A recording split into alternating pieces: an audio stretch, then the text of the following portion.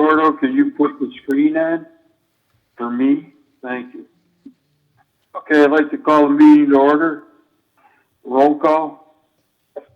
Trustee Cook, Here. Trustee Forster. Here. Trustee Oppenheim. Here. Trustee Schenk. Here. Trustee Markwart. Here. Trustee Takaoka. Here. President Byrne. Here. Would everybody please like to stand for the Pledge of Allegiance?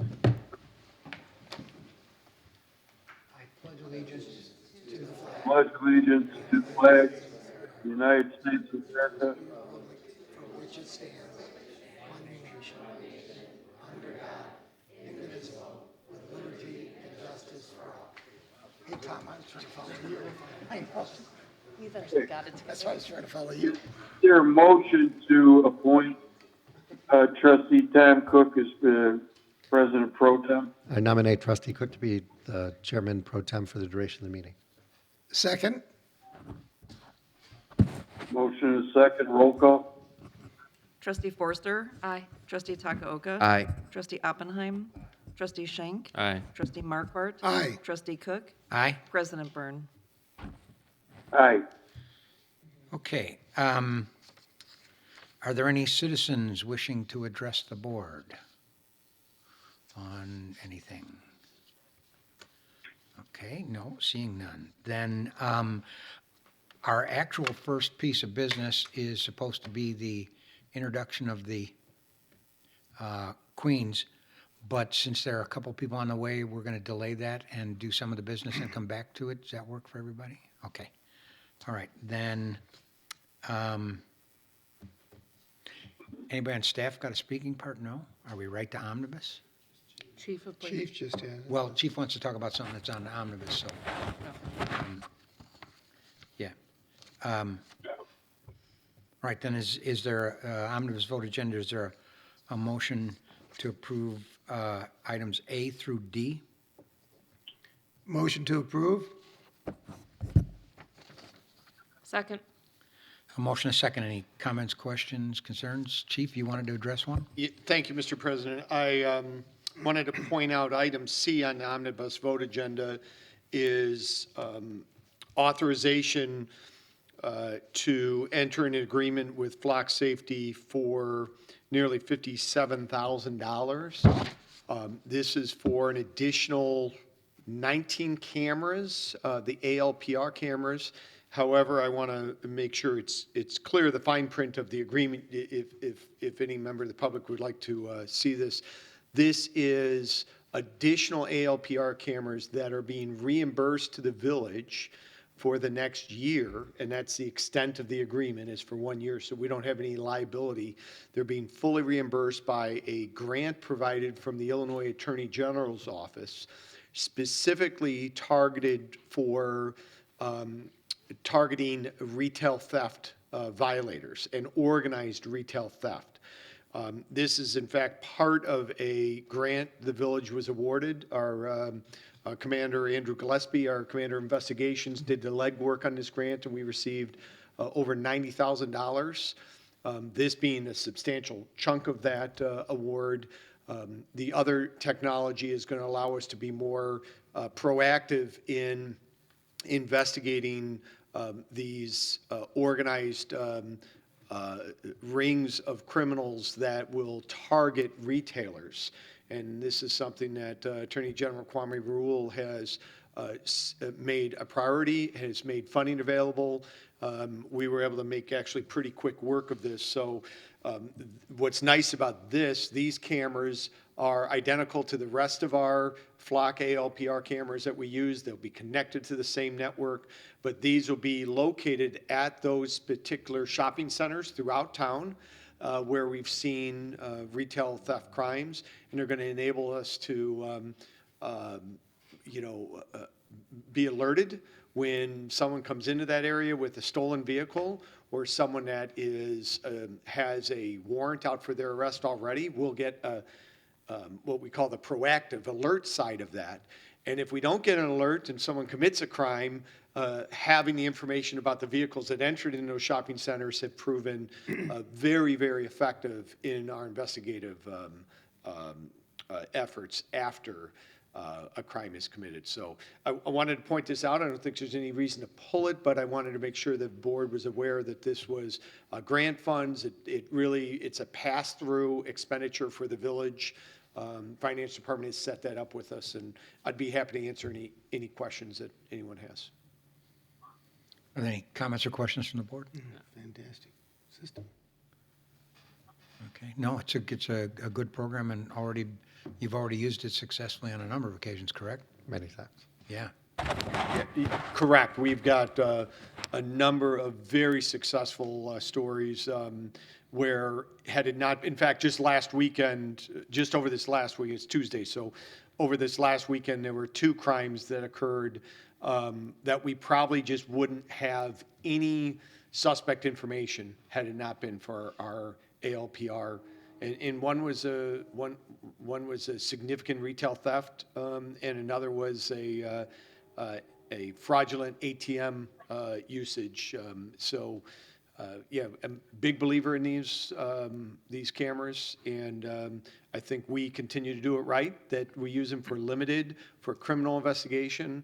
If someone that's got an arrest warrant out for them, a stolen vehicle, an Amber Alert or Silver Alert are the only items that we get hits on. Thank you. Good, all right. Thank you, Gene. Okay, any other comments or questions? Okay, and we have a motion, a second. Roll call, please. Trustee Oppenheim. Aye. Trustee Schenk. Aye. Trustee Takaoka. Aye. Trustee Forster. Aye. Trustee Markwart. Aye. President Byrne. Aye. Chairman Pro Tem Cook. Aye, motion carries. Okay.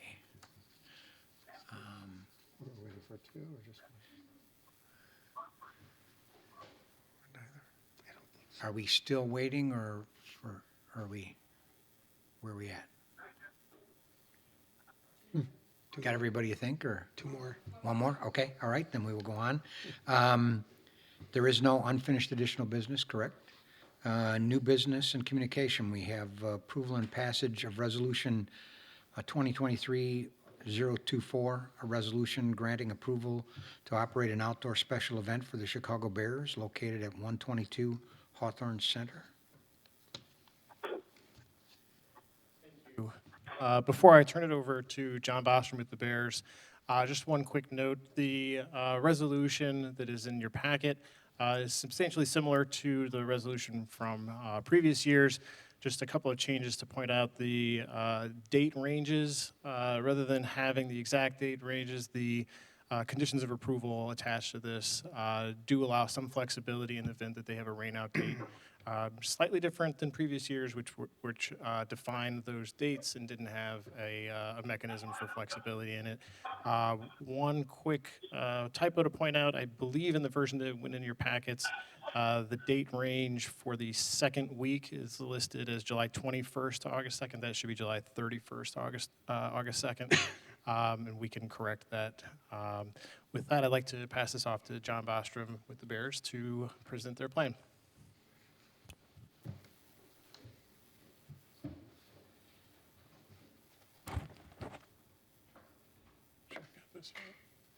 Okay, it's that time of year again, I guess. Yeah. Amazingly, with the weather being what it is. President Byrne and all trustees, thank you for the opportunity to present again this year. This is year number 3 for our making this formal request.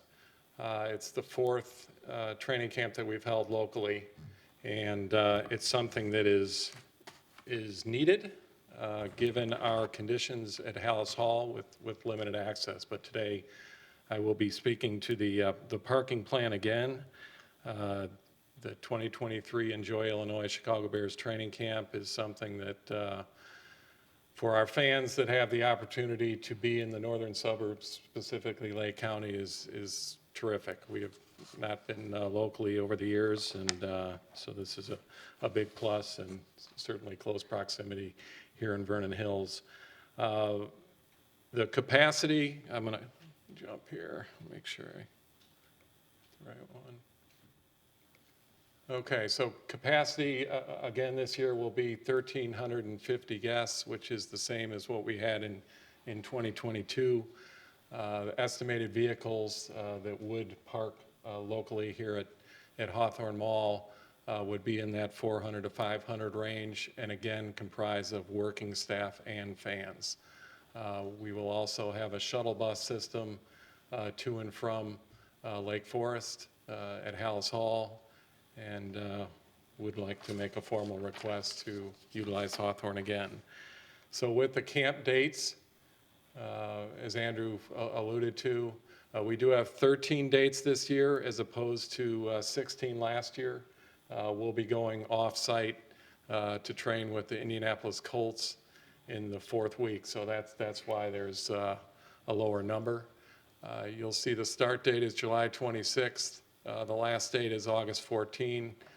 These are subject to change, more so due to weather, and at which time, if there is a potential date change or request, we'll work through Andrew on that.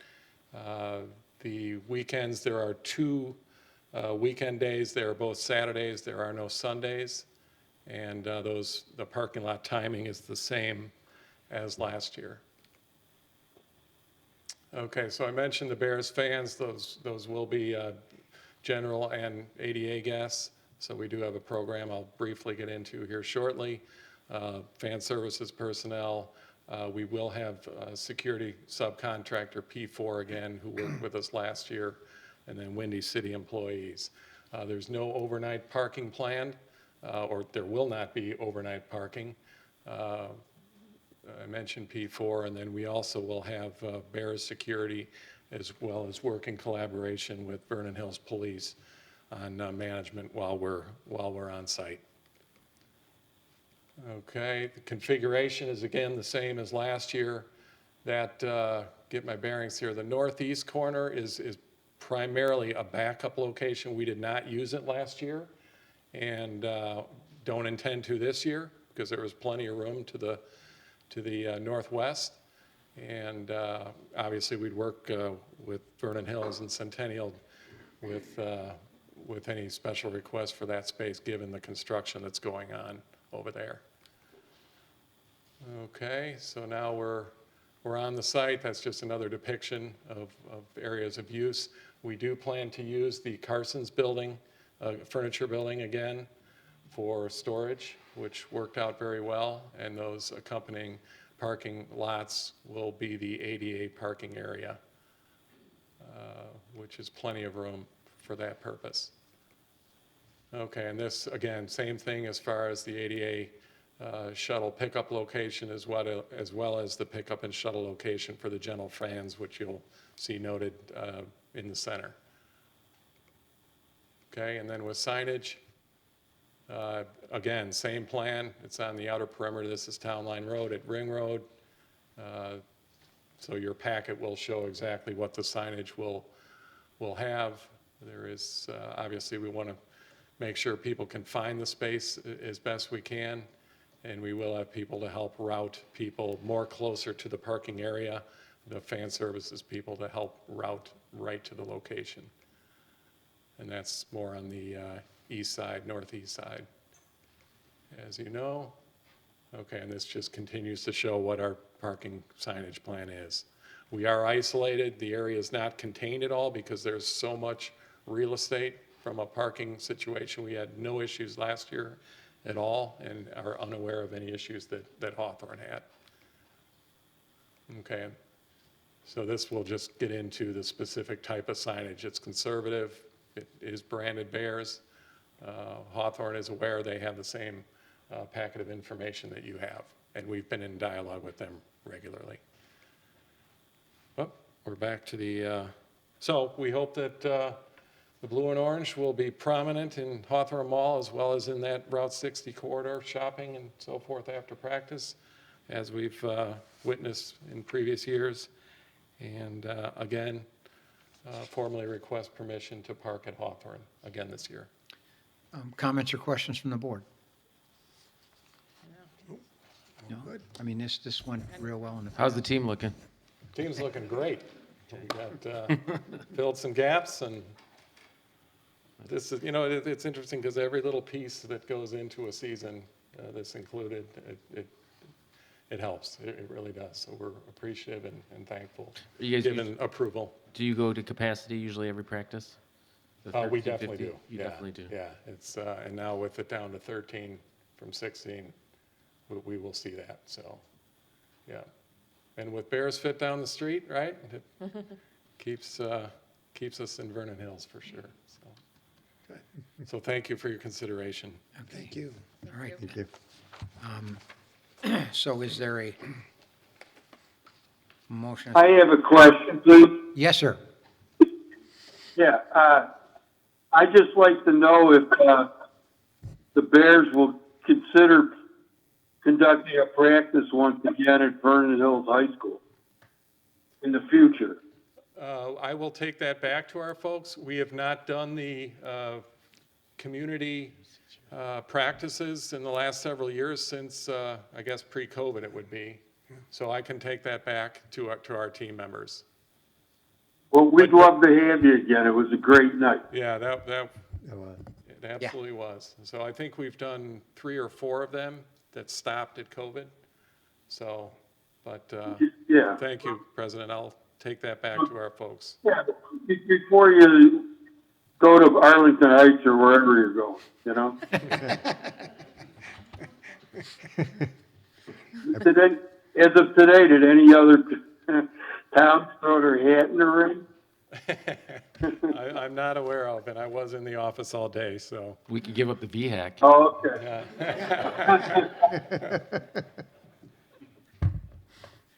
Yeah, okay, well, welcome to Vernon Hills again. Thank you. Thank you. Okay. Any other comments or questions from the board?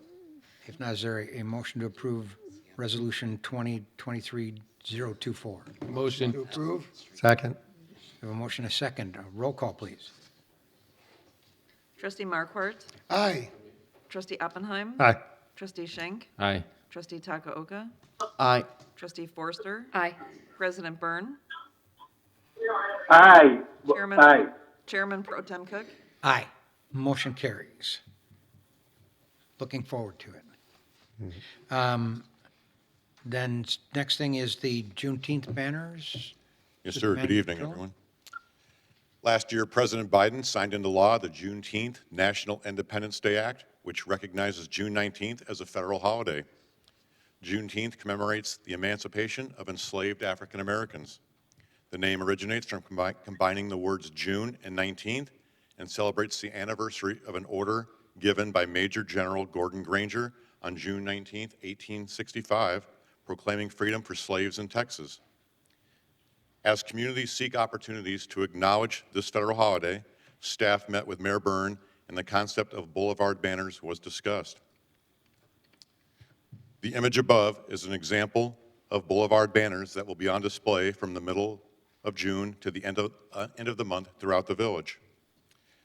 This image was created by Ben Haith, founder of the National Juneteenth Celebration Foundation, and Boston-based illustrator Lisa Jean Graff, and is widely used today. In addition, our communications team has worked with Dr. Watkins in an effort to identify content that is both informative and educational regarding the origin and significance of this new holiday. This content is currently being shared on all village communications platforms and will be throughout the month of June.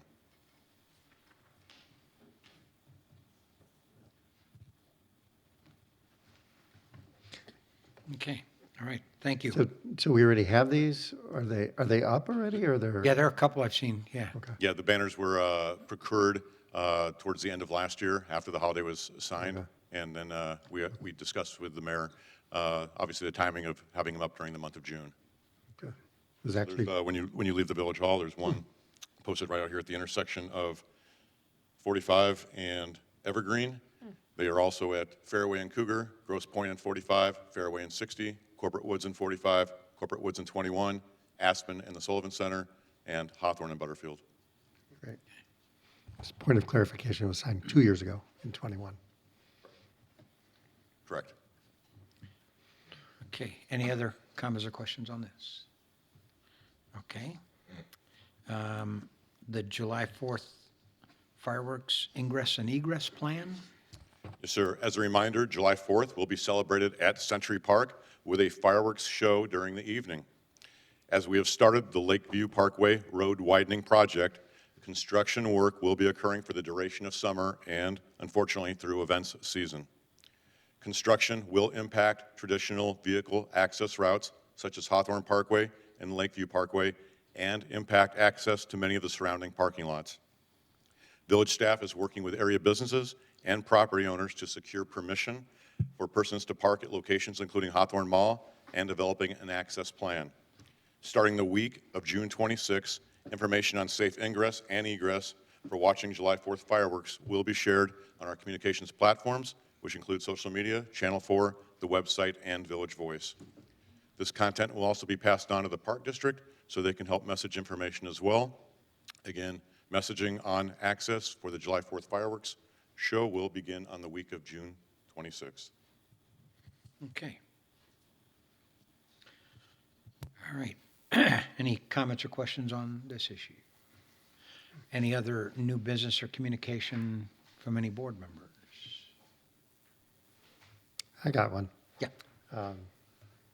So I was speaking with Chief Crease earlier before the meeting, just reminding everyone to be aware of potential fraudulent schemes that are out there. We called the police department earlier today to have them take a look at a check that we'd received that was indeed fraudulent for something that we were trying to sell on Facebook Marketplace.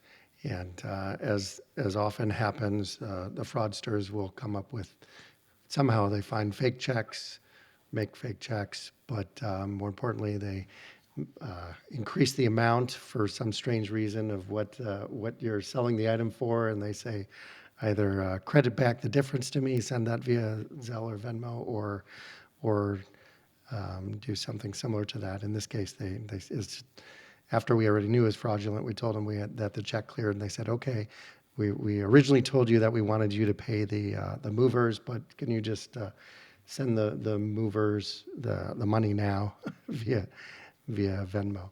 So anyway, we weren't out anything, but I was just reminding people to be vigilant for these sort of things because it's becoming more and more prevalent. And as I discussed with the officer, especially in the future when AI is going to come into play and people can fake your image and your voice, things are going to get much worse. So. Yeah, deep fakes are well, it was a cashier's check. We asked them for a cashier's check from a bank. Well, even with Venmo, there can be issues with that too. So, but yes, so that the person claimed that their bank didn't allow for Venmo, which certainly put our antennas up right away. We wanted to sell the item. It's stuck in storage, and we're paying a ton for it to get. Is the item still for sale? Yeah, it's still for sale. If you want a $2,000 dresser, that was antique from my mother-in-law. You can Do you take Venmo me right after. Do you take checks? Yes, personal ones. Okay. All right, anything else? Then I think we're going to have to go back. Are they ready yet, or Are you no? ready? Okay, all right. Then let's go back up to, do we want to do the outgoing first and then the new people, or is that, okay, all right. Do you want to come up and say a few things, please? I think Robbie come up and speak for me. I know the board loves her. That's true. I just wanted to thank you all again for supporting. I have to come here. Okay, sorry. Thank the whole board. Okay, that would help too. See, this is why I don't public speak. My name is Karen Kalinowski. I'm one of the directors of the Vernon Hills pageant. I wrote a little thing because I don't do public speaking. That's for the girls. Thank you all again for all your support for the pageant. We we couldn't run the pageant without the village's support. This year, we had 6 Little Miss, 2 Junior, and 1 Miss that ran, and our pageant was held on June 10th at the Sullivan Center. Thank you to the Park District. And we can bring up the former queens. I've got Miss Lake County of Vernon Hills, Haley Kalinowski is here today. Happens to be my daughter. Sure. Hi, as she just said, I'm Haley. This is my mom. I'm the current Miss Lake County of Vernon Hills, and I've been doing the Vernon Hills pageant for the past 10 years, so it's been a long time. I just want to thank you all for your involvement in keeping this pageant going. Even though it's my last year with the Vernon Hills pageant at being a queen, it made me really confident to see the pageant this year and our 3 new queens who are going to represent the town and all the contestants who are eager to compete in the future. This is why she speaks in it. And then next, we'll bring up the runners-up that we have today, and I'll just read them out. Our second runner-up for Little Miss Vernon Hills was Sierra Goodman. Come on up. Our first runner-up for Little Miss Vernon Hills was Pari Kumar. She's not here with us today. And then our first runner-up for Junior Miss was Sophia Bendersky. All right, and then now I'd like to present our 3 brand new queens. We've got Little Miss Vernon Hills 2023, Savan Isaacovin. I'm gonna let you guys speak. Our Junior Miss Vernon Hills 2023, Leah Cleek. And our Miss Vernon Hills 2023, Annabella Fisher.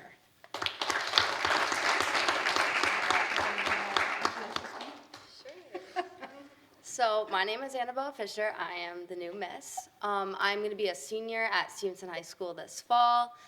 I'm a camp counselor and a receptionist, so I like to get involved. I started doing the pageant in 2014, and I was crowned Little Miss.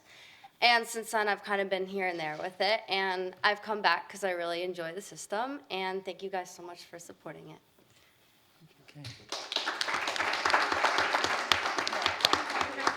And just for a moment, for the people taking pictures, if any of you would like to come up here behind me so you're getting a shot of these ladies, feel free. Yeah, feel free to come around behind us. Yeah, and- it'll pick you up. Do you have something to say? Yes. Oh, she's good. Yeah, I'm saying. yeah, no problem. I look forward to representing Vernon Hills and spending a year with my sister queens.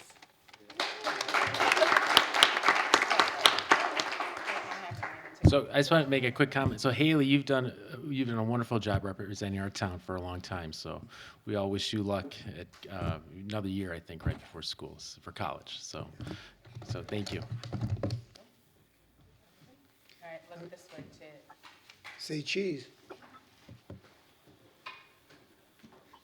don't know which camera we have. So many cameras. Oh, this way too. Thank you again very much for your support.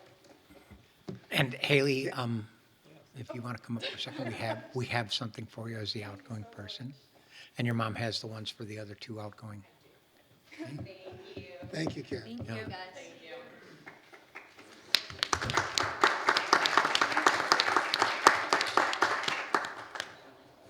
Tell me I can stay. Okay. Anything else at all for the board? Okay, then I move- entertain a motion to adjourn the board. Go to Move to committee of adjourn to whole. go to committee of the whole. Do we have a closed session tonight? No. No closed session. Is there a second? Second. All in favor signify by saying aye. Aye. Aye. Any opposed? Okay, we are adjourned.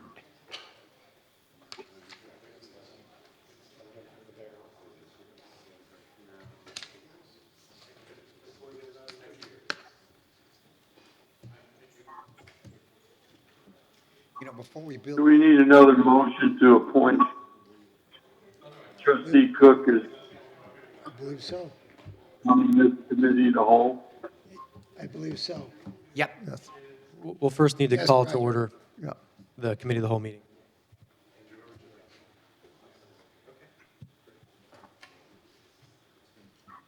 Go ahead, Roger, if you wish.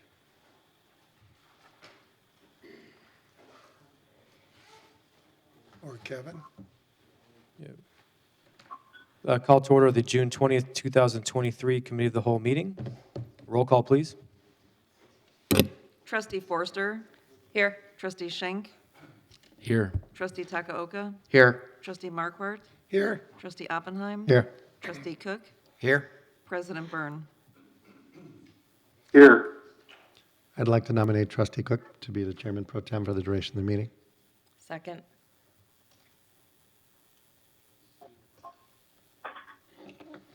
Trustee Oppenheim. Aye. Trustee Forster. Aye. Trustee Markwart. Aye. Trustee Takaoka. Abstain. Trustee Schenk. Aye. Trustee Cook. Aye. President Byrne. Aye. Motion carries. Why'd you abstain? Why'd you abstain? I You think don't he- like he me was being- thinking- He was thinking of one. He was thinking of. He didn't want me to be he- chairman, I don't know why. I understand. Aye. He's throwing down the gauntlet. Yeah, I mean, really. We're all staring. Okay, first item then, this will be the one that you can abstain on. First item is the approval of the Committee of the Whole minutes from May 16th, 2023. Is there a motion to approve? So made. Second. Okay, any comments, questions, corrections? Hearing none, roll call, please. Trustee Takaoka. Abstain. Trustee Schenk. Aye. Trustee Markwart. Aye.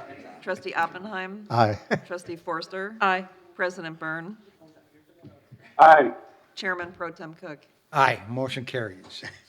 Okay, only item tonight is Cone Development, multi-tenant shopping center, and a Vista Group at 1760 North Milwaukee Avenue, concept discussion. Mr. Jennings here? Thank you. Staff has been working with Anavista in concept on a proposed development near the Marianos at the shops of Greg Landing. Before I introduce the petitioner for this item, just a couple of notes. You have the staff memo in front of you with your packet. The staff review on this, because the use, as you'll hear in a minute, is a somewhat unique concept, staff is suggesting a traffic study as part of the technical review following this meeting.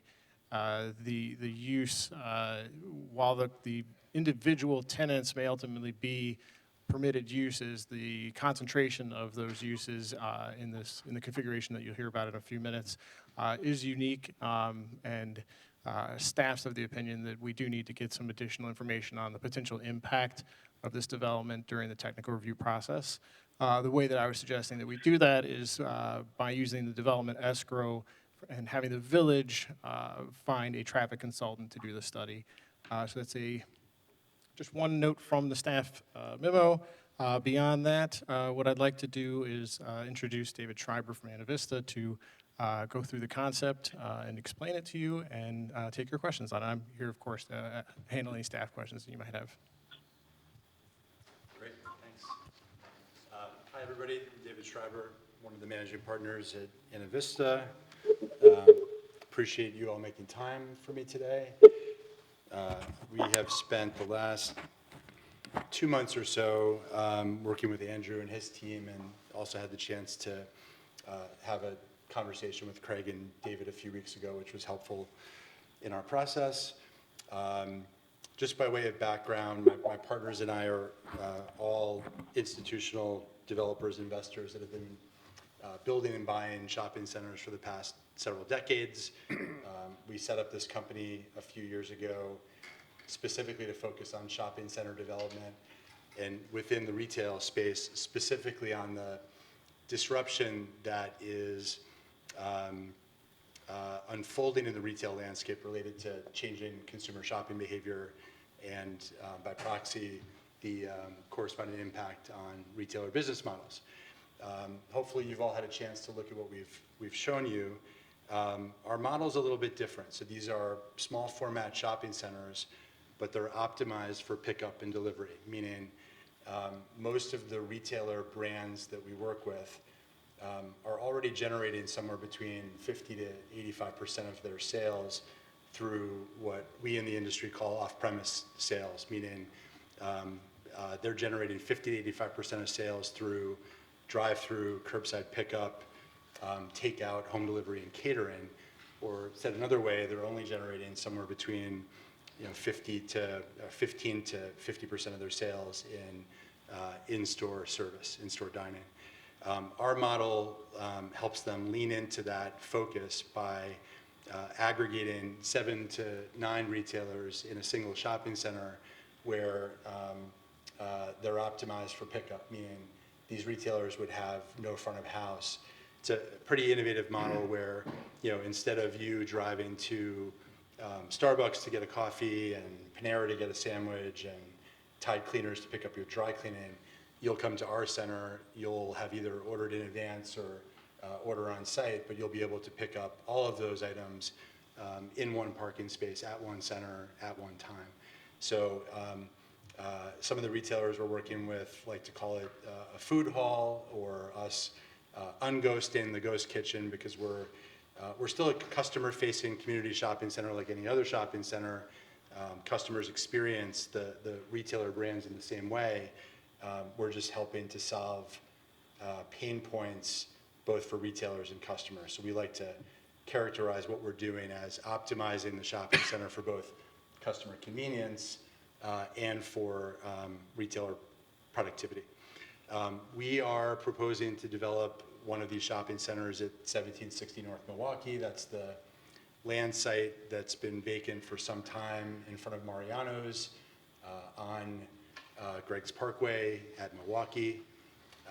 We would be building a 7,000 square foot building that would have 6,000 square feet of rentable space and 1,000 square feet of shared amenities, meaning all of the retailers in the project would share both restrooms and a break area for their employees, and then some small janitorial and utility closets.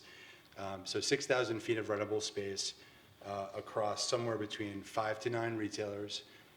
It will be fairly food heavy, but we are not focused on fast food, meaning we're focused on fast casual, meaning the retailers we work with are more Shake Shack and Five Guys, who I know are here, but Shake Shack and Five Guys than McDonald's or Burger King, or Chipotle and Qdoba and Guzman Gomez versus a Taco Bell.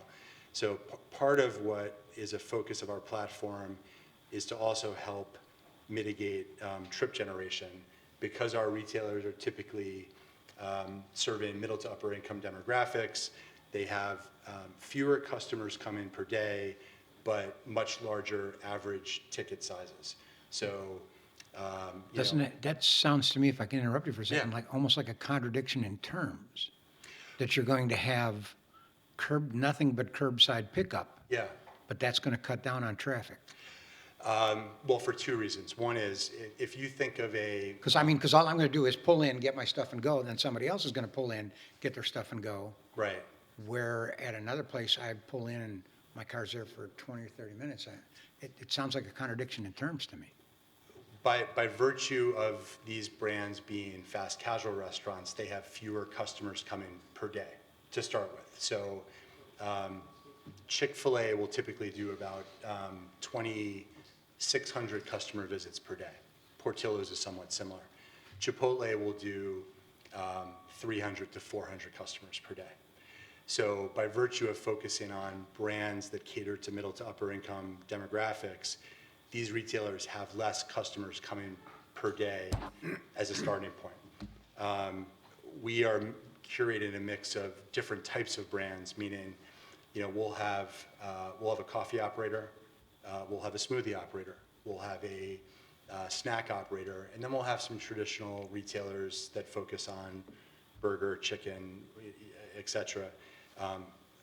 In aggregate, the total traffic at our centers are still expected to generate substantially less traffic than a single Chick-fil-A or a single Portillo's, and that's largely because it's not fast food. Very different than if we were proposing a McDonald's or a Chick-fil-A or Portillo's. The other answer to your question is part of the value proposition for customers in our model is the concentration of trips, meaning if you wanted to go get a coffee and a sandwich, you might go to 2 places. We'll be pulling customers that can take care of both of those things at one center. Not every customer, a customer might still come to our center and then go to another center, but for a lot of customers, they'll be able to find value in aggregating different errands and trips at one place. And we think by extension, we'll be able to reduce traffic in total through that model. That's assuming that they like what your offerings are. Yeah. I mean, like their value is not just value driving from one place to another, saving gas. Their value is what they're ordering and what they're getting. And if you're saying that these are not high, I mean, they're fast casual. Okay, it's not QSR, right? So it's fast casual. So it's it's a different tier. Okay, but I think you are kind of stretching that thought that that's what their pattern is going to turn into just because they're next to each other. Well, these are national and super regional brands. So what brands are you thinking of putting there? Because everything that you've named, everything is already very local already. Yeah, So they're not going to close their freestanding store and move in there where they have a quarter of the amount of space for product and coolers and freezers. I'm probably jumping. I should let you finish, though, before I start talking. I want to answer your questions. Our model is designed to accommodate new stores, right? So retailers where they'll have their first store in a trade area. In some cases, these are supplemental stores where retailers can support a second store. Either it's a different part of the trade area, or in some cases, you might have a Chipotle that doesn't have a drive-through, that's not optimized for off-premise. And they're doing such a large amount of business in those stores today that they don't want to close their current store, but they can support opening a second store in the trade area. But what data do you have for that, for this location? For this specific location, our retailer relationships. Yeah, there's strong demand for Vernon Hills. I feel like you're very vague, and I can't figure out why. I just think that there's a concept here in mind that, you're an outdoor-focused concept. We are pretty cold around here from October through March. You have to have people, workers, who are willing to transport items in and out of the store 300-400 times a day. Right. I can't remember what your Chipotle reference was. Yeah, it's covered, but still, and you're also looking at, I read 5 to 9 tenants, you read 7, you mentioned 7 to 9 tenants, so it's 7 tenants, you're like 850 square feet per unit. It varies a lot by category. I just don't know what you could potentially fit in there. When you're in that industry, that restaurant type industry, there are a lot of requirements that are needed for like food safety, freezers, coolers, stock.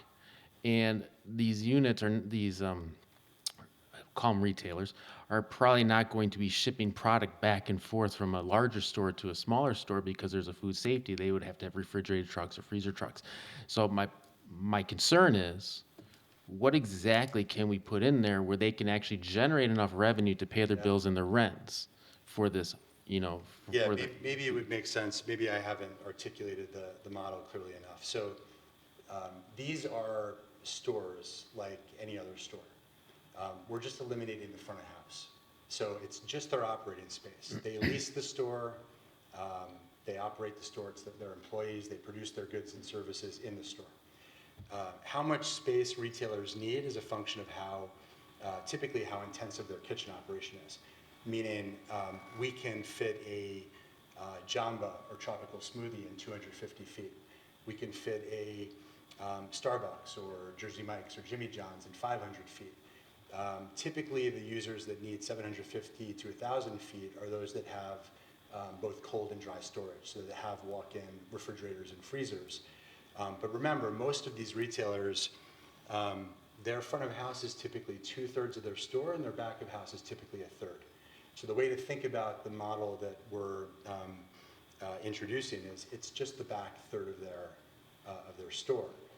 So from an operational perspective, it's a great fit for them because you can significantly reduce capital cost. I'll give you an example. Chipotle, typical store, 2,500 feet, 2/3 front of house, 1/3 back of house, meaning they need about 750 to 800 feet to operate their store.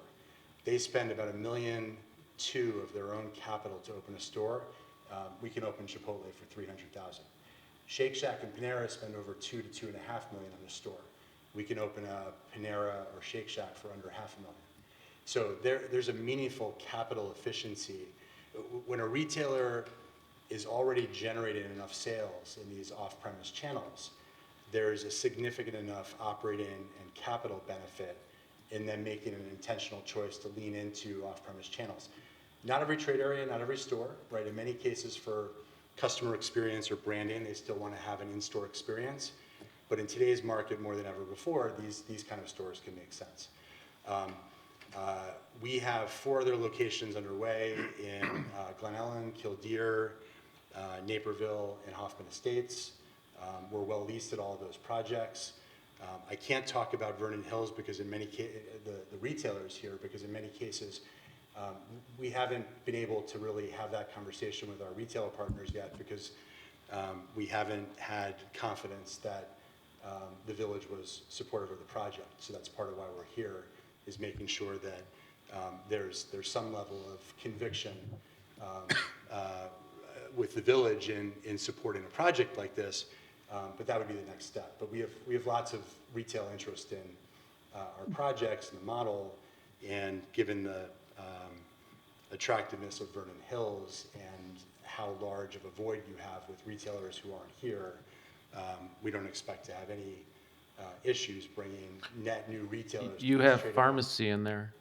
Well, I know of 2 pharmacies. We- Well, that's not true, but that could, are you working on having We like won't- Walgreens or CVS to take this concept for a pharmacy only? At other locations, yes. We can't bring pharmacy to this location because Mariano's has an exclusive. So some of our projects have micro grocery and pharmacy, but Mariano's is part of their, their lease, and their CC&Rs has an exclusive on certain uses, including pharmacy. Can you tell us in the other communities that you've locked in the retailers, which? All some of 4 names of those the- others, yeah, we have. So what were some of the retailers you've locked in elsewhere? I can't disclose that right now, but it's So types. so it's not Public not at this public, point, okay. but it's the brands that I'm referencing. I mean, your expectation should be these will be. We can't really support at this stage single operator restaurants or service retailers because we're scaling. So after the 5 that we have underway, we're already taking down land sites in other markets like Indianapolis and St. Louis and Kansas City, and the intent is to scale in the Midwest and then scale nationally. But we really need to be working with brands where it's not about 1 location or 3 locations, it's about 25 or 50. We like to think there's an enormous community benefit in what we're doing. Again, it's all about customer convenience. It's all about helping customers save time. The obvious, and then there's obvious benefits for the retailers in terms of operating capital efficiency. Our hope is that you'll also recognize that there's a considerable municipal benefit. Our model is hyper efficient in terms of land use. We're doing on 1.5 to 2 acres what you would otherwise need 8 to 10 acres to replicate in the community. Significant tax dollars. We are very focused on sustainability initiatives. Our canopy over the curbside parking is solar. There's a variety of different sustainability initiatives that we incorporate in our construction. And then obviously, we're not asking for a drive-through, which is typically a very favorable selling point for most municipalities. So I was on, myself and Dr. Oppenheim were on a call. So you were telling us food heavy, okay, that's what I thought. This is kind of a food court drive up because, no, you said no, we could have a dry cleaner, we could have an Amazon drop-off, we could have a convenience store, but, but it's food heavy at the end of the day. Can we at least Yeah, we'll for here, it's a food heavy thing. You're not going to put a convenience store there because why would you have a convenience store? Because we certainly wouldn't allow you to sell any alcohol, nicotine, or vape products, right? Because, we're not, I can't imagine why this is all online, and how do you verify someone's age? And so to me, a convenience store absolutely wouldn't fly. We have a lot of interest from convenience. Oh, I'm sure you do, but Yeah. I know we'd have a problem. Me and Dr. Oppenheim, discussed that. What are you going to sell? Like chewing? I don't know. Small format grocery, it's a place, again. Right, but you can't do it because of Mariano's. You can accommodate that use if there's a certain portion of grocery. All right. But All right, so under the assumption this is food heavy, where's this concept? Is this an original concept? Do you have none? And are there any? Is there something across the country you got this idea from Europe? no, we're. So there's nothing like this at all in the whole U.S. is what I'm asking. Yes, that's correct. Okay, so this is totally. It's an interesting concept. There's none operational. We have nothing to benchmark as far as what it would look like. I get the other towns. That's great. But The benchmark, Craig, really is to look at what retailers are doing in their own stores. right. That's really. No, but yeah, I get what you, believe me, I understand what you're saying, but I'm talking about this concept. There's Brandon. not one that I could drive to and be like, oh, well, it's up in Kildare, interesting, you know what I mean? That's what I'm saying. Yeah, no, everything. So it's a prototype, these are prototyped Everything's locations. unique until it's. So we don't even know how successful they could be, to Michael's point, because I know he understands what you're doing more than, I think you would understand how successful it could be, because again, all you have to do is look at the retailers to understand how they're generating their sales. And the customer that's going to a Starbucks drive-through or a Chipotle drive-through or a Shake Shack drive-through, just some of the examples of retailers that are in your community, it's not unique customer behavior. That's how they're shopping at these retailer stores today. They're not going to change their shopping patterns. We had the conversation on, about a specific coffee company from the West Coast. They are kiosk type. They don't have the Starbucks stores. They have lines, going out into the street. I think you know what I'm talking about. It's called Dutch Brothers. They've got their concept, but they're a brand. They're a destination. That's great. That's a phenomenal coffee. Yeah, we have. I just like their coffee. We have Dutch Bros and Seven Brew and Scooters and a lot of different coffee companies that are looking at. Well, yeah, because that's their concept anyway. But Well- people are going there because of Dutch Bros, because of Scooters. You're going to put 5 or 6 of those in there. The closest we've got of a similar, the first thing that I thought of because of these kinds of things is Aspen Point. Because at Aspen Point, there's a pharmacy, a coffee shop, an ice cream shop, a FedEx, you can get your hair cut, you can get your nails done, you can get sushi, you can get pizza, and park your car one time and do all that. But I'm not sure I've ever done more than one of those things on any one trip. Up and waiting 7 spots. Yeah. And you don't need to do more than one. You don't need to do more than one thing. The elegance of what we're doing is that we're, the drive-through model is fairly archaic, more so now than ever before, with the drive-through stacking. If you spend any time at many of these retailers, it's not uncommon to spend 10 minutes or more in a drive-through stack behind someone that you're waiting for to order problems. We're delinearizing the drive-through. This is a one-car drive-through, and that leads me to the other traffic study question I have is, if I want something from this store and somebody's already parked there, where am I queued? You're not queued. That's the beauty. That's the beauty of it. The customer. But if all the parking spaces are full because they're busy right now, Yeah. where do I go? Do I drive around until one of them opens up? Yeah, we have areas on site where cars can wait, but it's part of the reason why we're the size of the sites that we're developing are large enough to accommodate substantial amounts of. See, because as I look at your picture here, I'm wondering where I would keep driving while I'm waiting for one of these spaces to open up. Well, the intent is that you wouldn't have to. that we have sufficient parking on site to accommodate peak customer. What we're solving for is peak customer hours for every retailer in aggregate. Meaning what we have to do is make sure that from 11 a.m. to 1 p.m. and from 6 to 8 p.m., where we expect to be the busiest, that we have sufficient parking capacity on site to accommodate all those cars. Okay. Trustee Forrester? Yeah, I don't have statistics to support this other than my gut, but post-COVID, I would say everyone had learned that the shopping experience can be a lot easier with pickup and curbside. We were forced to do that with the dining experience. And I would think that moving forward, it seems that people are embracing the interaction of dining. Whereas I think, I just question that this is really the way we're going. Right. Based on habits, people are happy to be out and dining and having social experiences again.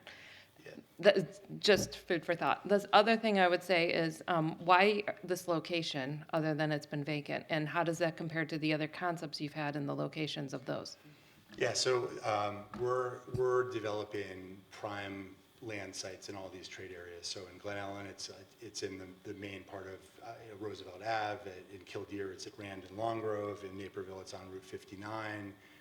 In Hoffman Estates, it's Route 59 and Hoffman.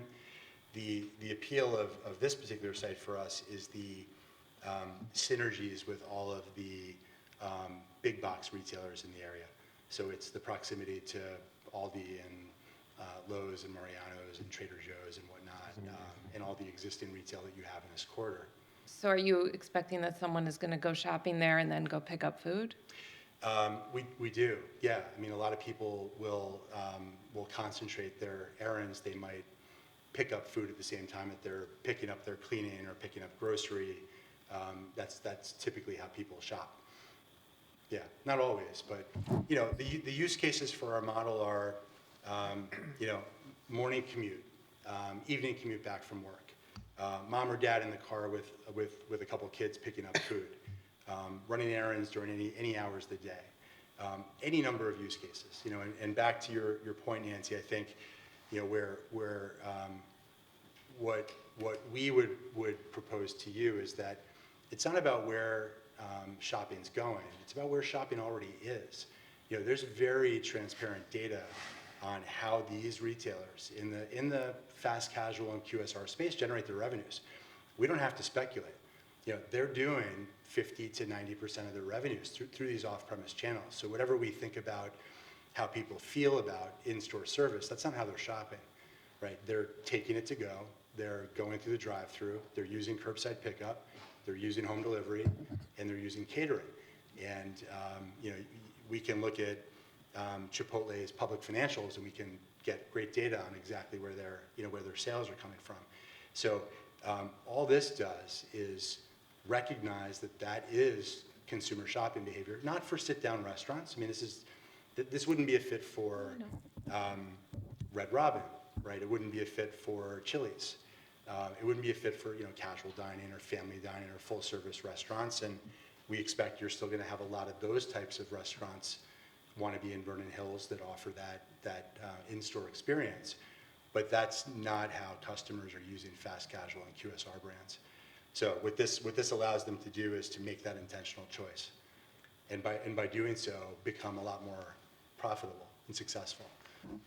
And create more convenience for customers that want to shop in that way. The value for you is not having to get out of your car. Meaning, if you have to park, get out of your car, go into the store, wait in line, get your food, leave. You don't have to do that at our model. The food's brought to your window. You don't have to wait in a 10 or 15 car stack. It's every individual parking space is a discrete solution. Meaning, if you're coming for a cup of coffee and you want to come and go in 2 minutes, you don't need to sit behind the family that hasn't looked at the menu board and might be 10 minutes before they get their order. Every parking space is an individual solution. Can I ask Trustee Schenk, what percentage of your customers use the pull-up spots versus the drive-through? not the in-house, but, because when I go to McDonald's, I sometimes do the pull-up spots, but it seems like When you the say drive-through pull up, is. like they ask you to pull up, or you No, do no. order No, curbside? on like your phone? ordering from Small spot number percentage. 12. Well, we dominate the drive-through. So drive-through is like 80%. As post-COVID, it's like 80%. 80%. You also have delivery, not in that number. So your number that you're asking for curbside is a single-digit percentage. And we look at a lot of things in digital, any digital channel. Mhm. So it's kind of hard to a finite Hard to number quantify. to quantify, but drive-through is king. Meaning, like, when you have this place, you're competing against restaurants with drive-throughs. People would rather go through a drive-through than sit in their car and wait for someone to pull out. Could be 5 minutes, 6 minutes.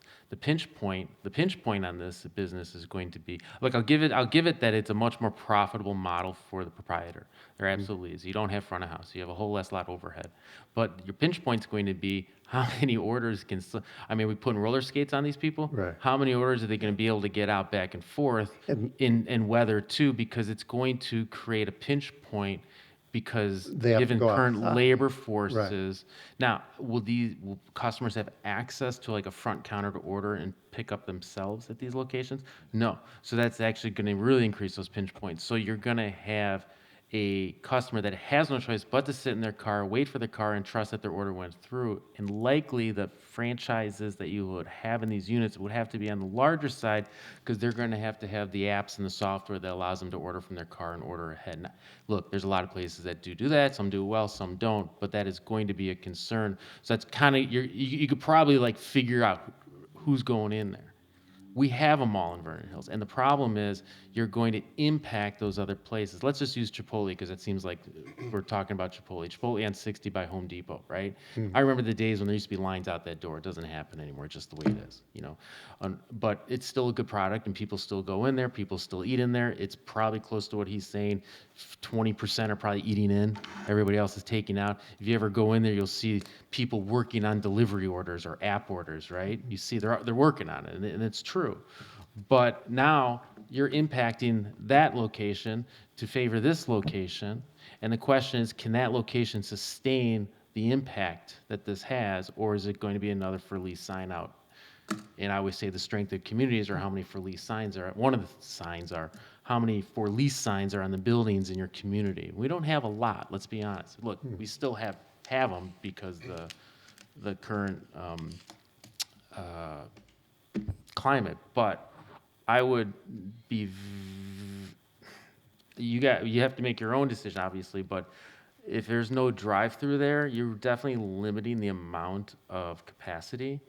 And I think pinch points, especially if they can't go in and order and get out of their car and go talk to someone, they are now at the mercy of talking to someone who just started last week bringing out their food. I think it's a cool idea. I've found that actually at McDonald's before, where I've ordered from a spot and I've waited 15 minutes because they were so busy with the They drive-through. may have missed it on the screen or something like exactly. But then again, there's 10 different order channels going there. Right. Here, there's basically one. Yeah, here it's just one or delivery. And the question is, what about the Uber order, the DoorDash order? Does that go through here too? It does. So is there a special unique spot for the DoorDash? Because they get a little testy. They like to pull right up in front. It's a great solution for that sales channel too, because all those spaces are. But somebody still has to bring it out though, correct? Correct. There's no like window to pick it up from, like a pick out, like a We for most sliding pickup retailers, window. we handle the runner function. So Who's we? Our company. You guys are managing that? Absolutely. You guys have people on site that work for these other companies will. that deliver? So the Yeah. agreements that you're going to have, because now they're technically could be employees of that. Correct. So that's Yeah. When we started working on this a few years ago with our retail partners, we expected that most retailers would want to handle the runner function because one of their issues with the ghost kitchen or shared kitchen model or third-party delivery platforms is the brand disintermediation that happens in those models and the compromises they have to make around service and product quality. And we just expected they'd want to maintain that customer relationship. What we found in this journey was they don't, that there's an enormous labor management problem and cost problem for them. and their preference was that we handle that. Well, now it's going to be your problem. We can't wait. Frankly, it's a value proposition for us. But so there's a management on site. Yeah. Then. Yeah. There's room for these employees to break. That's indoor, not outdoor. You said a courtyard, which it would have to be indoor. And so you're taking care of the restrooms, and you're now, who's picking up the liability when someone falls in the parking lot while ordering, say, XYZ hamburgers? We are. You're picking up the liability, and you're going to have agreements with these proprietors. Any shopping center owner is going to have that type of insurance. Are there CAM charges then to these? There are. So when there's CAM charges, they designate a certain space. So if your employee falls in front of the store that's designated as their, this is what I do. So Are you corporate? I'm a or franchisee. You are, okay. But I'm not, With McDonald's or other brands? We'll just keep going because trust me, it's big and I've been doing it for a long time and I just know where all the hiccups are. So the thing is, those have to, so that might limit who you get in there. And I'm not really for impacting Panda Express is over there and they moved over to the mall and they got impacted. Yeah. They opened a drive-through, severely impacted right down the street from this place by doing the same thing. Although they went the other direction, they actually added a drive-through. Yeah, your expectation should be these will be net new retailers to the market. This is not a. Then we need to know who. Everyone you said we have. Yeah, there are 75 to 125 brands that are not in Vernon Hills. If you simply look at somewhere like Naperville or Oak Brook or Schaumburg, there's a lot of room to bring. Would it be helpful to give you some representative names? I mean, you look at. One of the things is we don't like to, we try not to cannibalize anything we've already got in town if we can help. Right. But you're all savvy elected officials, and you understand that as a developer, there's a point. We're not building this is not a build to suit. We're not coming to you saying, hey, we have Panda Express and we're building a store for Panda Express. There's some musical chairs with our retailer relationships, curating the right mix. That's what we're doing at the other 4 locations. We're going to do that here too. Chipotle and others that are already here, they're not participating in this model. But if you want to focus on Mexican, like Guzman Gomez would like to be here. Qdoba would like to be here. We had a Qdoba. Guzman Gomez. I'm saying representative examples. There are brands that we're working with out of the market that are coming to Illinois that would like to be here. Torchy's Tacos or Freebirds. Torchy's. Craig mentioned. Okay, I travel a lot. Well, here's what I just want to say one thing really quick, because Mike brings up and he understands. He's subject matter expertise, and he brings up a lot of good points. Look, I don't like to discourage any entrepreneur and their concepts. This concept absolutely could work. My question is to you: does it have to be in that location? Because do you have any other situations where you're right in front of a big residential community? Because conceptually, I don't have as big of a problem. I don't want to see it there.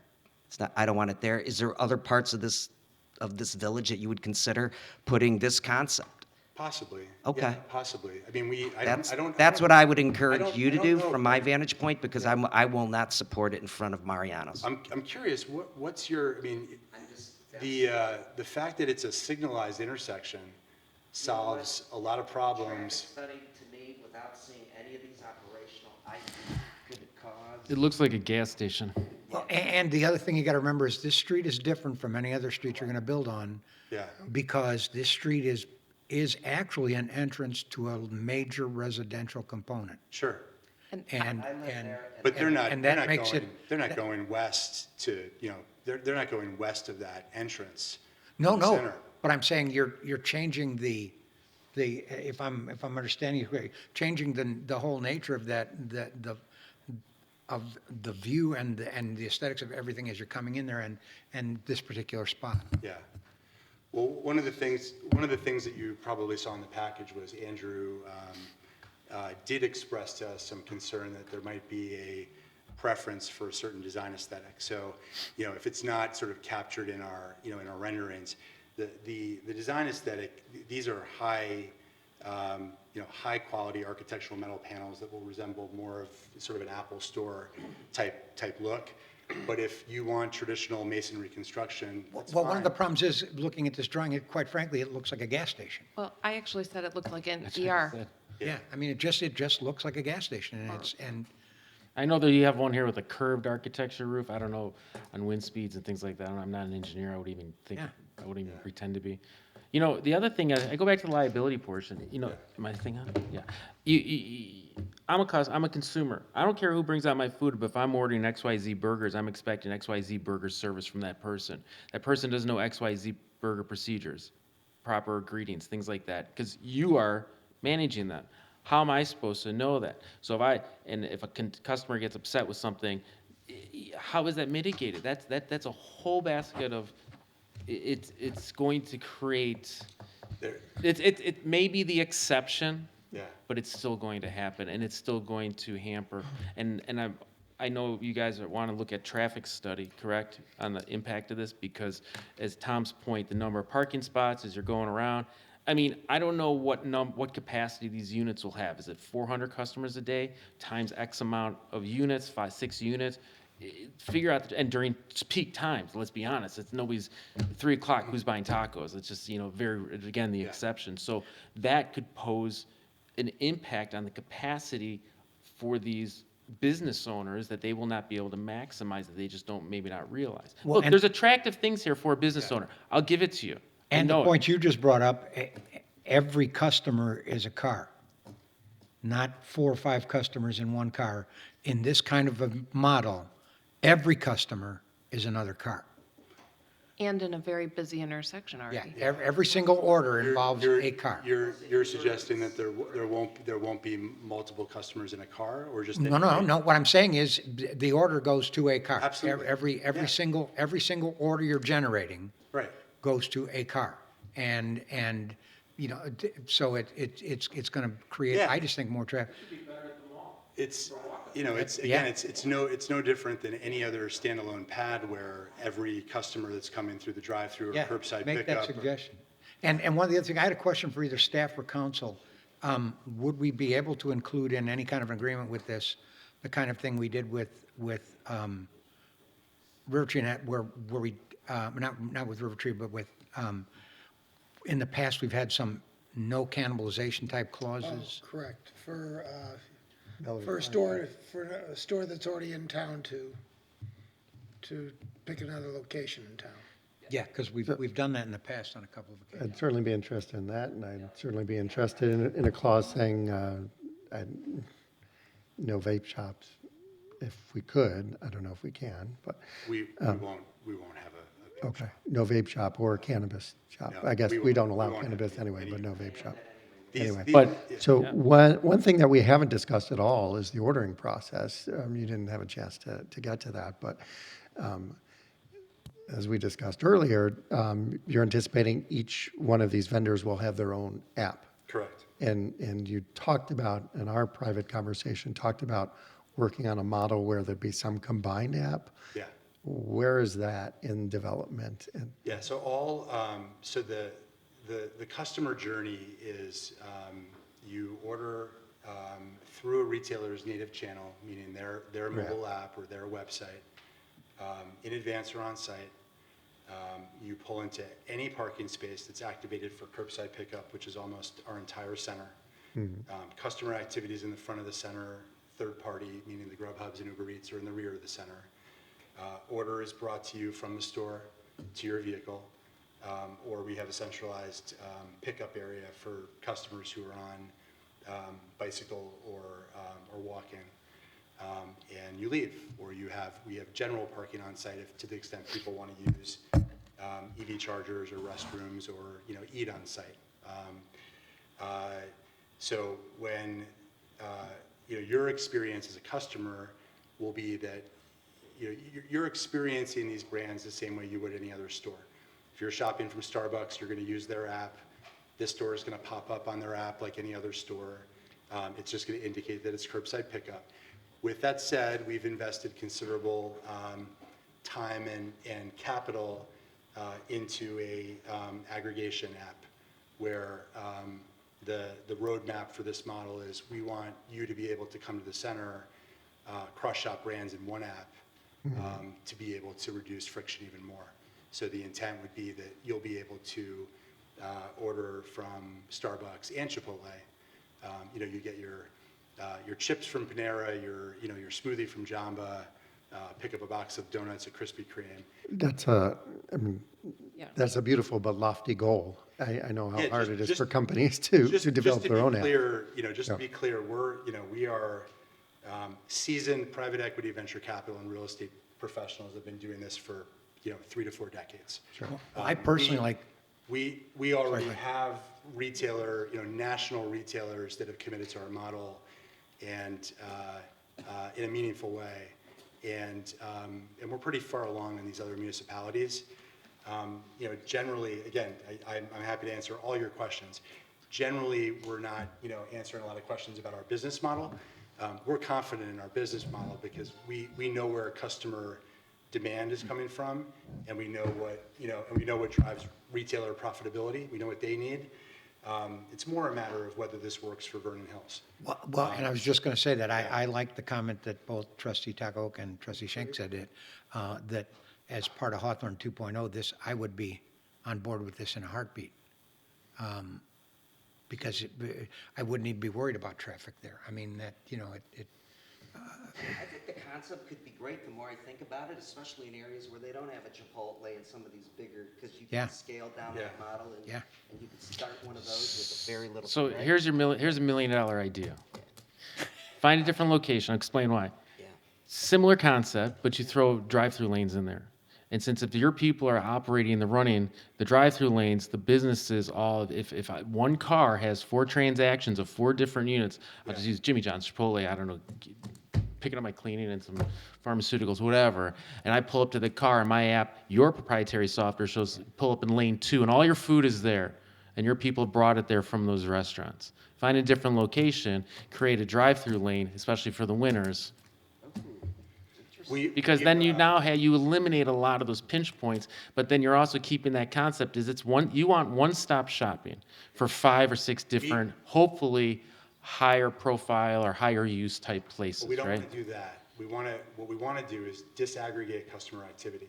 What we don't want is Craig sitting behind you in a drive-through line waiting 10 minutes because it's not necessary. Well, you have multiple pickup type options. Well, that's and as a consumer, you pick when you pull up what looks best for your day.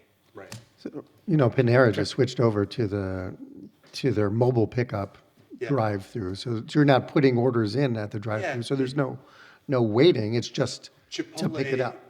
Chipotle, there's no menu board. You can't order on site. It's only advanced orders. Shake Shack now has a pickup only lane, right? So what are they doing? They're adding second and third drive-through lanes. Portillo's the same. Panera the same. They're also opening pickup only locations, right? Portillo's has rolled out a number of them in Illinois, as has Chipotle, as has Panera.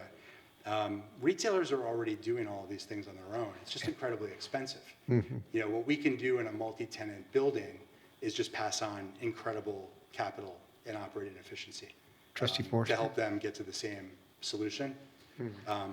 Anyway, I don't know if I answered your question before about, yes, there's some technology solutions as well. Because I certainly have a fear of wanting to go there with my kids, or at least when they're younger. One wants to order the smoothie, one wants to order Chipotle, and the others want to order Shake Shack or whatever. I have to go through 3 different apps. Everything's ready except for the one smoothie because there's a problem there. And so now all of our food is waiting. And think about what your experience is today. If you want to keep your kids happy, you might have to go to 3 centers to do that. Or you tell them we're not going to 3 centers and we're just getting what's at Shake Shack. Well, and that's the beauty of this model is when you have 5 to 9 brands, there's something there for everyone. So Potentially, but there's also that many more choke points with those different brands. So that's a real risk that one food item is going to be ready really quick and the other isn't. And then you're sitting in your car, one kid's eating because the taco whatever came out, and the hamburgers are still cooking. Trustee Forster. That was one of my points. I was going to say, unless it's one runner delivering from the different locations, you do run the risk of, you're still waiting for food, maybe. I might have my coffee and my breakfast sandwich, and my other kid is waiting for something else and annoyed that we're sitting there waiting and taking up that spot still, so. You might be in a space. Yeah, and although it's, all you're doing is waiting in a different format. You're either waiting in a drive-through or you're waiting in a space potentially for multiple products. Well, you're not idling in a drive-through. You're not, causing carbon emissions. You're not, you don't have to be. My car will Oh, still sure be I on. am in the winter and the My summer. car will still be on. Yeah, my listening to car's the still radio. on. It'll still be on. I need the heat and air conditioning. Most people, given a choice, would prefer to sit in a parking space and make a phone call or listen to music or relax than to sit. I get a little satisfaction moving up a little each time, so I don't know. The other Well, thing but I was going to say. You need the is- heater and air conditioner on. Yeah, you're still going to have it on. My car isn't going to be off, trust me. I'm going to be listening to music or doing something. My other concern, you kind of said very subtly, and I actually asked Trustee Oppenheim if I misheard. You said something about bicycles. Yeah. Where, how, and safety? We have dedicated areas for bicycles with centralized pickup areas. Where are they eating? Sorry? I don't see an eating facility. I mean, are there tables? It's all pickup. Right, It's not. so now people are gonna be on their bikes Yeah, carrying that's- back, To the extent that somebody's on their bicycle, we wouldn't want them to not have the ability to pick up something, right? No, hold on a second. So kids wanna go and get shakes or coffee, and then now they're riding their bicycle while they're holding their smoothie? They can ride their bicycle to any retailer if that's. No, but normally there's a place for them to eat it. You don't have a place to No, eat. we have benches and other. Okay, things. that's what I was asking. Sure. Is there an eating Yeah, space? it's Are not, there no, benches? It's not. Most, Are there tables? Are there tables? There are not tables, no. Most shopping centers are designed to keep people on site as long as possible. This site is designed to help people conveniently leave as quickly as possible. But to the extent that there's a pedestrian or somebody on a bicycle that wants to order from a retailer, we need to be able to have a channel for them to do that. Where are they going on their bike? I mean, is it a bike rack? Are they supposed to pull in a spot? Are they supposed to? Yeah, there's areas where they can put their bike and pick up a bag of food. There's a centralized, so instead of an order being delivered to parking space 15, Yeah. the order is delivered to the central pickup area for pedestrians and bicyclists, and that's where they'll pick up the order, and then they'll go about their business wherever they want. Trustee Markwart? Yeah. I do like the concept only for the fact that you're getting more bang for your buck. Made the comment with Greg's Landing, a mom and pop store can't go in and spend $1 million. Here it's smaller and you're having a group, but still to the fact that one is, I have to agree too, is location. Better would be in our big mall that we're working on. So concept, I don't know. It is tough. Drive-through, I think still people you park it and they bring it. But I do like this concept of the fact of you get more bang for your buck in a smaller area because of the retail, what you're paying per square foot would definitely appeal to a particular seller of items. And we expect to generate somewhere between 8 to 12 million of annual revenues out of a 1.5 acre site. Hard to argue with the land efficiency. Gross sales? Yeah. Yeah. What does CONE stand for? Convenience necessity.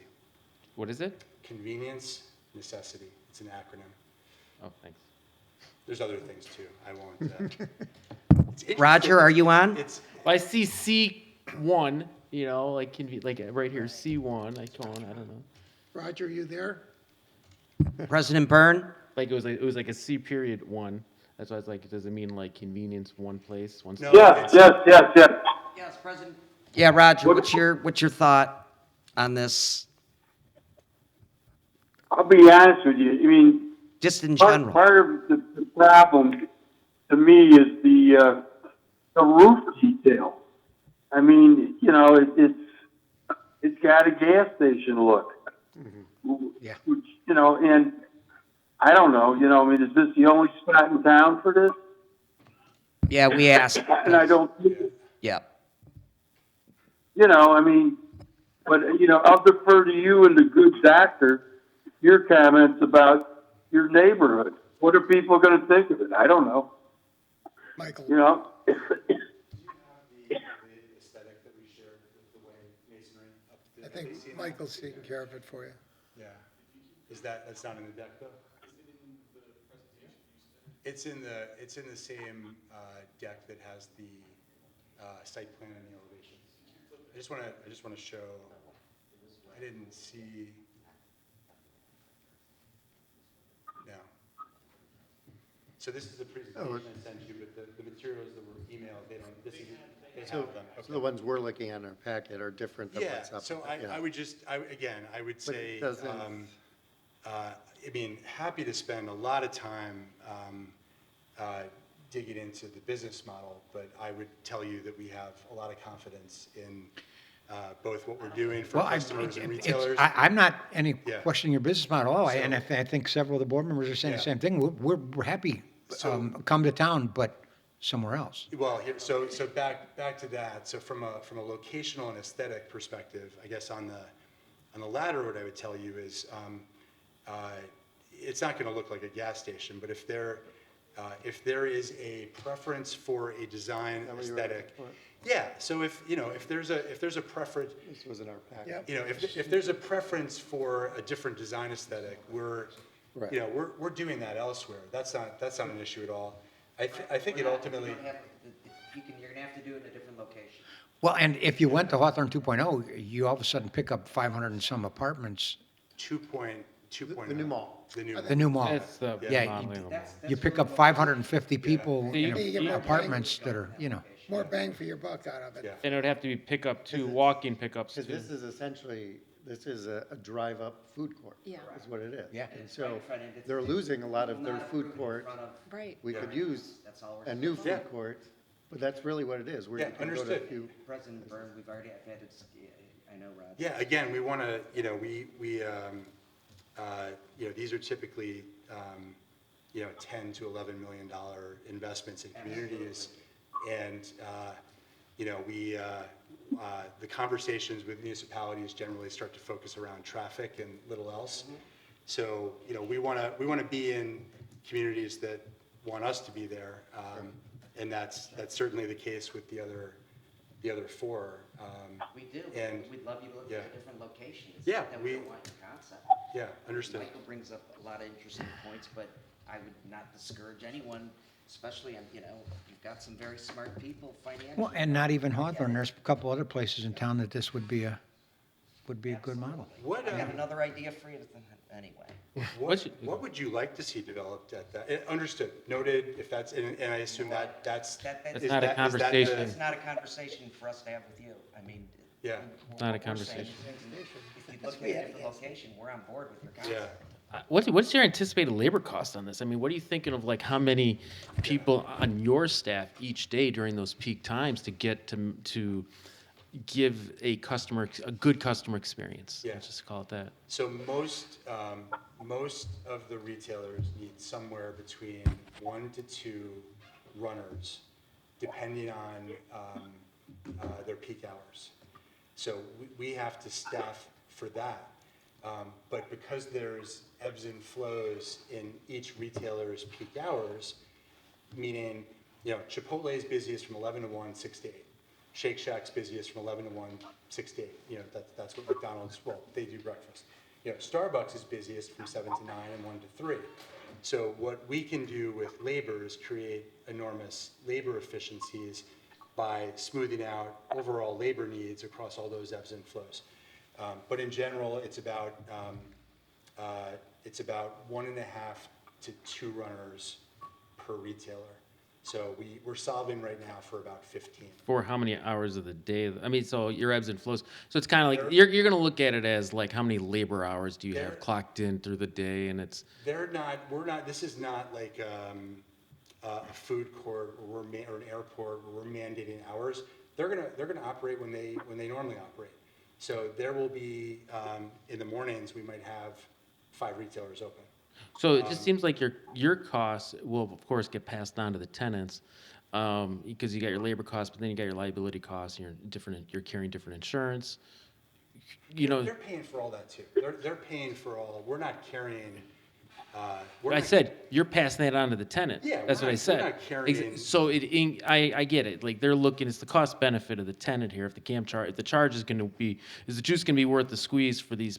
Because again, it's gonna be about capacity, how much throughput is what it's gonna come down to for these tenants. And that's where I get a little nervous, because, Andrew, can I ask you a question? If this were happen, no offense, if this would happen to go belly up, we prove it goes belly up, how do you repurpose this site with those smaller units? Would you just have to is there a way to repurpose this site then? Efficiently? Or like, if you still own it, you gotta repurpose it then? We've designed it to be able to do that. You have designed it. Because that's a condition precedent to us getting the equity and debt that we need for the project. So we already had to think through that. So you could potentially go back to a traditional type storefront? Yeah, we'd have the building depth is still appropriate to be able to repurpose the building for other uses. I saw you, like, Dave and Dr. Oppenheim had the room and board picture and stuff. And we can move the roof if we needed to. The canopy. Yeah, Canopy that goes over. yeah, if we had to.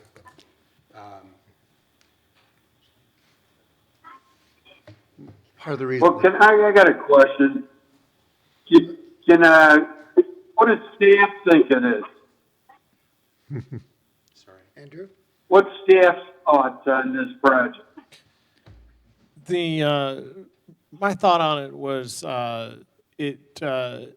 by consolidating a large number of retailers, you do get the efficiency of land, but I did have that question of we've got a use that, while each individual use exists, they don't exist in this exact format and in this density.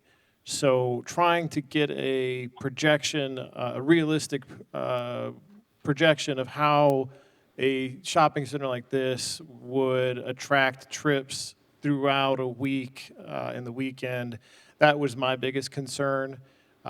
Just not really having a real life example where you could take the data and apply it to this square footage and come up with, this is the number of trips. Just due to the unique nature, I really wanted to have a traffic consultant, an expert in this area, take a look at it. So that was my primary concern, is just not having a really good real-life example of how something like this operates. Okay, can I ask the board a question? Go ahead, Roger. Do we, as President Pro Tem, you want to poll the board? Who wants to go forward this and who doesn't? Yeah, we can do a poll of the board. Trustee Schenk? No. Not at this location. Trustee Markwart? It's a yes, but not this location. Yeah, same thing. Yes, but not, we'd love to have you down, but not at this location. Trustee Oppenheim? Abstain for the moment. Go ahead. Okay. Trustee Forster? I'm not giving a firm yes, but I'd be open to it at a different location. In my opinion is, at another location, not here. And I would I know the design is the design, but I struggle with the design. I guess, instead of coming back to me, I guess that's part of the issue with me. I do agree that there's some aspect of it that does look like a glorified gas station. And I understand that you wanted those, obviously you need a roof, but you also wanted it to be solar panels for efficiency and other things. So I guess it'd be pretty expensive to make it into a full, more beautiful roof, but maybe not, I don't know. So I'm still kind of wishy-washy, honestly. I see some benefit of it, but I think there's still I have a lot of concerns in terms of the ordering process, in terms of the traffic flow, in terms of not being able to eat there, especially if you're encouraging people to ride their bikes there, not having a dedicated space to actually eat at. So, To be clear, we're not encouraging that. It's an auto-centric model. Yeah. We're just accommodating a person's ability to pick up food. to walk up and, If they're or on foot or on a ride. bike in a way Yeah. that we couldn't if we only accommodated pickup out of parking spaces. Well, I mean, We wouldn't you want could just have, bicycle- yeah, I mean, I We guess wouldn't want bicycles in parking spaces. in parking spaces We have to. unless it's just a dedicated bicycle space, but that's essentially what you're doing. Yeah, yeah. It's just But at the it's- side of the but building it's- instead of in the spot. It's a rounding error of our Yeah. model. These are auto-centric. Trustee Yeah. I would Trustee also Markwood? take, one of the locations that I thought went through my mind is the old Carson Perry Scott furniture store that's right in the back. It's quite a bit of property Yeah. and is on a section of That's roadway. much bigger than what they need though, isn't it? The furniture store there. Well, you're looking at an area of a drive that can be driven to in different directions, and you have a street light in two far areas of it. It's just a We concept. have to be within a stone's throw of Milwaukee and Town Line. That's where the Yeah. retailers want to be. Well, that is. So, yeah, you're right no, in I'm just saying, Yeah, that just is- for the boards. just for I the would say boards. Hawthorne Mall is within a stone's throw of Milwaukee and Yeah. 60, so. Yeah. So it's just a And I've got a And bad we're looking arm. at some sites Or, south of Town Line on Milwaukee as well. But this is helpful. I mean, until we got this feedback, we weren't looking at other sites. So, I just believe where Greg's Landing is,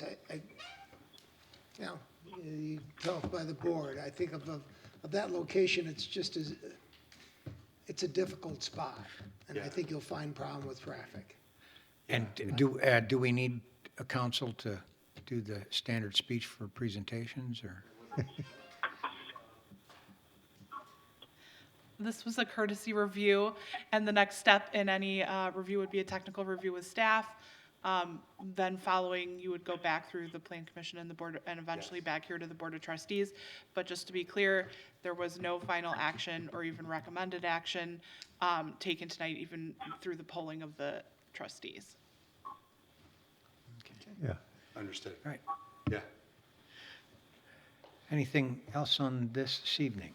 Thank you for your time. Yeah, sure. Thank you. Thank you. Yeah, appreciate it. Thank I you. say it, interesting concept. I think it is. Yeah, I just have one question, and this isn't pertaining to this, but are we gonna get sprayed for this spongy moth pest that's eating the trees and such? What action are we taking? The article in the paper about the spongy moth being a problem, do we? Yeah, well, there's been more than one article, but yeah, Spongy moth. I'm not aware I'll of any, defer to, I'm not aware of any planned sprays for the Vernon Hills area. Chris, do you know anything? I'm also not aware. I can look into it, though, and report back to the board. Okay, that's all I got on that. okay. Hey, Roger. Yes, You, present. you sound good. I hope you're doing Thank well. you. I move to adjourn. I've been, Okay, anything else? I appreciate. Anything else we need to discuss tonight? No? All right, then I'll entertain a motion to adjourn committee of the whole. I just did. Oh, and a second? Is there a second? Motion a second. All in favor signify by saying aye. Aye. Any opposed? All right, we're adjourned.